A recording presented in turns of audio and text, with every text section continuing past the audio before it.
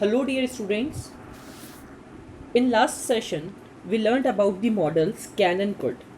And today, we will continue the session ahead with two new modal verbs that is will and would. Right कल जो session था, last जो session था हमारा, उसमें हमने कैन और कुड के बारे में पढ़ा था. आज वाले सेशन में हम लोग मॉडल वर्ब्स के बारे में ही पढ़ेंगे, बट कौन सी मॉडल वर्ब्स, विल और वुड के बारे में. एक बार मैं थोड़ा सा आपको रिवाइज करवा देता हूँ कि हमने कल क्या पढ़ा था. मॉडल्स के बारे में मैंने आपको बताया था. तो मॉडल वर्ब्स बेसिकली होती क्या है, ये टाइप ऑफ ऑक्सिलरी वर्ब है, टाइप ऑफ हेल्पिंग वर्ब है that is used to express ability, possibility, permission और ऑब्लिगेशन, जो कि किसी की क्षमता को, किसी की पॉसिबिलिटी को यानी किसी काम के होने की प्रोबेबिलिटी को, पॉसिबिलिटी को दर्शाता है, परमिशन को यानी कि आज्ञा लेने को, और ऑब्लिगेशंस को दर्शाता है. ठीक है, okay. So this was the modal verbs. Modal verbs कौन कौन सी होती है? Can, could, would, should, ought to, will, shall, may, might, must etcetera. काफ़ी सारी होती है, बट हमारे सिलेबस में कुछ कुछ मॉडल वर्ब्स हैं, वो हमें पढ़ाई स्टडी करनी है. This was about the could and can और कुड. कुड जो होती है वो पास्ट टेंस की फॉर्म होती है. कौन सी? किसकी? कैन की. राइट. कैन नोट को आप सिंपल क्या लिख सकते हो? कांट लिख सकते हो. कुड नोट को कुडंट करा जा सकता है, यानी कि अपोस्ट्रॉफी टी लगाया जा सकता है. हमने uses of can and could पढ़े थे. Different uses of can and could हम लोगों ने स्टडी किया था लास्ट सेशन में. आप वीडियो नहीं देखा है तो आप उस वीडियो को एक बार जाकर के जरूर देखें, जो वीडियो मैंने कैन एंड कुड पे बनाया है.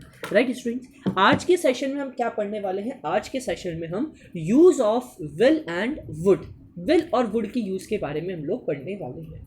अगर आपको थोड़ा बहुत याद आ रहा हो, या थोड़ा बहुत अगर आप या मतलब रिमेंबर कर पा रहे हो, विल हम लोग टेंस में यूज़ करते हैं शायद. ठीक है, टेंस में भी कब? जब फ्यूचर टेंस की बात हो रही होती है तब हम विल का यूज़ करते हैं. आई होप कि आप सबको याद आ रही होगी ये बात. और जब मैंने बोला तो शायद अब तो आपको माइंड में क्लिक हो गया होगा क्या, कि विल कब यूज़ किया जाता था? फ्यूचर टेंस के लिए यूज़ किया जाता था.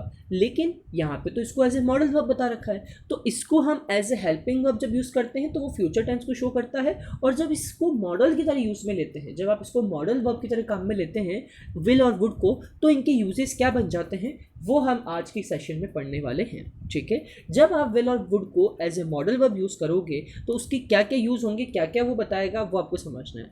When you are asking someone to do something, जब आप किसी से कुछ कह रहे हैं, कुछ काम करने के लिए कह रहे हैं, तब आप क्या यूज़ कर सकते हैं? विल यूज़ कर सकते हैं. राइट. ऐसा हमने कैन में भी पढ़ा था. अगर आपको किसी को कोई काम कहना है तो आप कैन और कुड का यूज़ कर सकते हो. लेकिन वहाँ पे आप क्या कर रहे थे? वहाँ पे आप रिक्वेस्ट कर रहे थे. Are you getting my point? वहाँ पे आप रिक्वेस्ट कर रहे थे. यहाँ पे आप रिक्वेस्ट नहीं करते हो, बस आप उनसे पूछते हो कि क्या वो आपके लिए काम कर देंगे या नहीं कर देंगे. जब ऐसा कुछ होता है तो आपको विल का यूज़ करना पड़ता है. लेकिन जब आपको रिक्वेस्ट करनी है तो आपको कैन और कुड का ही यूज़ करना पड़ेगा. विल का यूज़ और वुड का यूज़ कब कर सकते हो? जब आपको सिर्फ उनसे पूछना है कि क्या वो आपके लिए काम कर सकते हैं या नहीं कर सकते हैं. Right, this was the first use. Second use क्या हो सकता है विल और वुड का? To offer something and suggest something. जब किसी को हम कुछ ऑफर करते हैं या जब हम किसी को कुछ सजेस्ट करते हैं तो उस समय हम विल का और वुड का यूज़ कर सकते हैं. अब आप बोलोगे सर आपने कैन और कुड में भी ये चीज़ बताई थी. तो बच्चों, डिफरेंट मॉडल वर्ब्स को सेम चीज़ के लिए यूज़ किया जा सकता है. ठीक है, तो आप इसको multiple uses as a multiple uses के समझ सकते हो. चलो हम समझते हैं. सबसे पहले when you are asking someone to do something, जब आप किसी से कुछ करने के लिए पूछ रहे होते हो या जब किसी से कुछ करने के लिए कह रहे होते हो, तो उसमें एग्जाम्पल्स कैसे होंगे, उसको हम समझते कैसे हैं वो समझेगा. एग्जाम्पल है इसके, will you tell Jane that we expect her for dinner.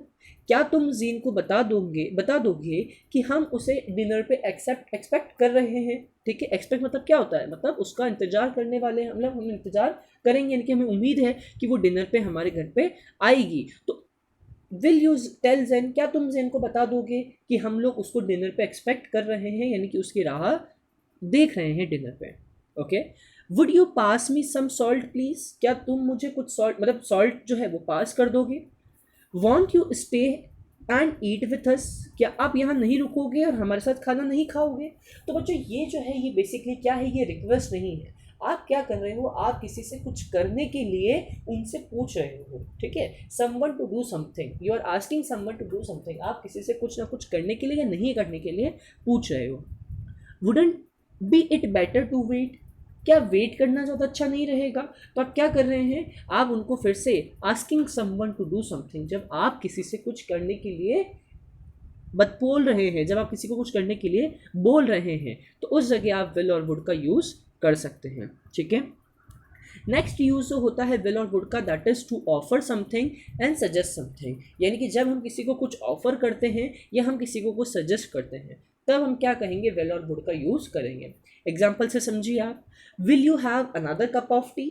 क्या आप एक और कप ऑफ टी लेना चाहेंगे? हमारे घर पे गेस्ट आते हैं तो हम क्या पूछते हैं, अच्छा टी तो हम ऑफर करते ही करते हैं, बट हमने उनसे वापस से पूछा, will you have another cup of T? क्या आप एक और कप चाय पीना चाहेंगे, एक और कप ऑफ टी लेना चाहेंगे? तो विल का हमने यूज़ किया है स्टूडेंट्स यहाँ पे। तो हमने क्या किया, जब हम किसी को सजेस्ट कर रहे हैं तो हम विल का यूज़ वहाँ पे करते हैं। विच डिज़र्ट वुड यू लाइक? यहाँ पे डिज़र्ट वो रेगिस्तान वाला नहीं है बच्चों, है ना, उसमें तो DESERT होता है, यहाँ पे DESSERT है। This dessert basically means sweet, है ना, मतलब मिठाई जो होती है बेसिकली उसके लिए यूज़ किया जाता है डिज़र्ट को, राइट। तो विच डिज़र्ट वुड यू लाइक? तो कौन सा डेजर्ट आप खाना पसंद करेंगे? डिनर में या लंच में आपने गेस्ट बुलाए हैं या आपके फैमिली मेम्बर हैं या कुछ है, तो आप उनसे क्या पूछते हैं, विच डेजर्ट वुड यू लाइक, यानी कि कौन सा डेजर्ट आप खाना पसंद करेंगे। तो आपने क्या किया है, आपने उनको ऑफर किया है, राइट। तो ऑफर किया तो आप वुड का यूज़ यहाँ पे कर सकते हो। Would it be a good idea to buy this expensive dress? तो आप यहाँ पे सजेशन मांग रहे हो सामने वाले से, क्या कि क्या इस एक्सपेंसिव ड्रेस को, इस महंगी ड्रेस को खरीदना एक गुड आइडिया होगा, क्या वो एक अच्छा आइडिया होगा, क्या मुझे खरीदनी चाहिए या नहीं चाहिए? तो यू आर आस्किंग, और you are asking something, you are asking for a suggestion, आप सजेशन मांग रहे हो किसी से, तो उसमें भी आप विल और वुड का यूज़ कर सकते हो, right. Now some important point, this is your last slide. इसमें क्या है, जो विल नॉट को वांट लिखा जा सकता है, राइट। शॉर्ट फॉर्म में एब्रीविएशन, एज एब्रीविएशन आप कह सकते हो, उसको क्या लिखा जा सकता है, विल नॉट को वांट लिखा जा सकता है और वुड नॉट को वुडंट लिखा जा सकता है। ठीक है, WON अपोस्ट्रॉफी T लग जाएगा विल नॉट के केस में, और वुड नॉट के केस में WOULDN अपोस्ट्रॉफी T लग जाएगा। आई होप कि आपको यहाँ तक के जितना भी मैंने समझाया है, कैन, कुड, विल और वुड, चारों मॉडल्स बहुत अच्छे से समझ में आ गए होंगे। आप एक बार इनको बुक से भी रीड करें, ताकि आपकी रीडिंग हैबिट भी डेवलप हो जाएगी और आपको और ज़्यादा अच्छे से भी समझ में आ जाएगा। आई होप कि आपको सेशन पसंद आया होगा और समझ में भी आया होगा स्टूडेंट्स। ठीक है, okay, see you in the next session with some more modal verbs. ठीक है, नेक्स्ट सेशन में हम और भी मॉडल वर्ब्स सीखेंगे। आज के लिए इतना ही रखते हैं सेशन को। Thank you so much for watching the session. All right students, bye bye.